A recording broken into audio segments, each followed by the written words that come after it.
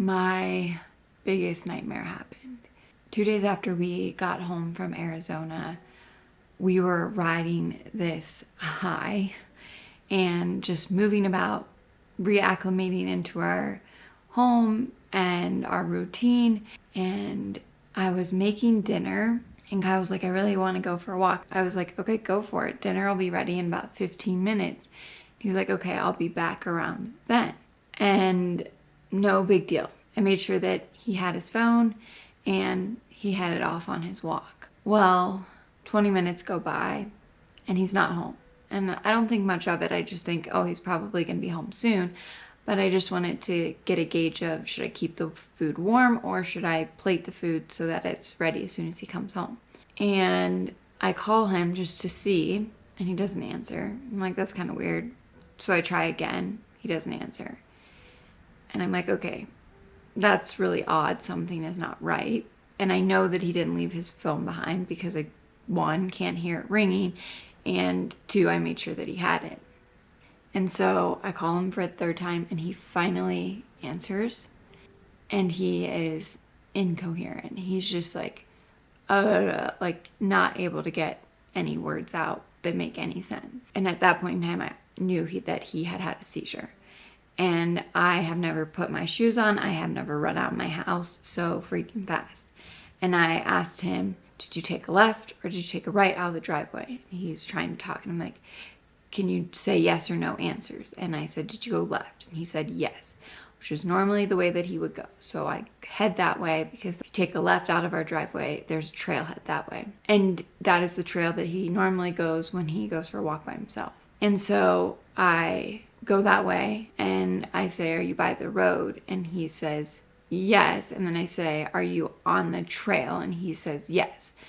So I'm not sure. And I know that he is not all there.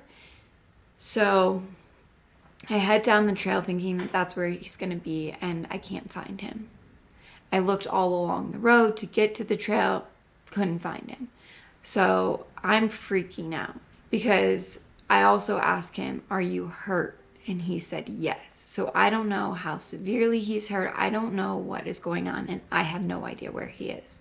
I call 911 and they're like, what's your location? I'm like, I have no idea. He could be in the woods. I have a general sense. And they're like, okay, we'll send someone to help. I'm looking for him, and I walk the full trail, not finding him. And the trail splits and you have to walk over a dirt road. But if you take that dirt road, it'll lead you back to the main road. So I'm like, okay, I'll take the dirt road. Maybe he's on the main road. And I don't see him. I'm yelling, Kyle. I gotten off the phone with 911, and they were like, if you can get a hold of him and tell him to call 911 if he's capable of it, we can locate where he is on his phone. So I'm yelling for him, trying to call, and his phone is now going to voicemail. So I am having the greatest panic of my life. I'm like, is he conscious? Is he alive? How hurt is he? What is happening? And I go back towards the trail, but on the main road, don't find him. And that's where I told the police station I would be. And they're not there either. So I'm like, let me just make one more trip up the road. Maybe he decided to just walk the road fully. And I'm walking, and I keep calling him, keep calling him, keep calling him. And finally his phone rings and he answers. And I'm like, stay where you are, don't move. And I finally turn this corner and I see him. And he's trying to come towards me, and I'm yelling, just stay where you are, because he's walking like he's beyond intoxicated. I have never run so fast to anything. I get to him and he's bleeding from his hand, and he is just so disoriented, freaking out because I don't know why he's bleeding, and he can't communicate. His words are not coming back. And shortly after I find him, the police department and the EMT arrive, and they check him out, and his cut is no big deal. It's like superficial, thankfully, but we still don't know where the cut came from. They do an exam of him, and then the ambulance comes, because we live in the mountains. The ambulance has to come from the flatlands where the emergency room is. and they check him out. Their standard protocol in these situations is to take you to the emergency room. But Kyle was very adamant that he did not want to go to the emergency room. And she's like, it's hard to know with seizures because everyone's experience is going to be so different. And maybe it's just going to take a minute and he'll come back fully. But he was very, very slowly coming back, which was off for him. And it was also off because all of Kyle's seizures as of the last couple of months when he's had them, they have become focal seizures and not these full-blown convulsions that this one ended up being. And so they let us go home. Our neighbor had come help me find him in the chaos of everything. I'd called her. I had asked her to go right out of our driveway and look and see if he was that way, because I thought, I'll look on the left side, you look on the right side. Let her know we found him. She came and met us, and then she drove us back to our house. We get home, and I kind of compromised with Kyle because I knew that he wasn't himself and something was different with this seizure. One, that he was by himself, so I had no idea what happened. Did he fall? Did he hit his head? Why is he bleeding? We finally get home. He's coming back more and more.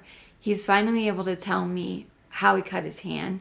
He had a glass mason jar that he was using as a water bottle, and it had fallen, and a little piece of glass had cut him. And so there was no glass in his hand, so okay, we know what that is, we can move forward. But he was still having a hard time coming back otherwise. And so we said, if you're not feeling better within an hour, hour and a half, we should go to the emergency room. He looked at me and he was like, my head is hurting. In the last 4.5 years of knowing him, he has never, ever told me his head hurts.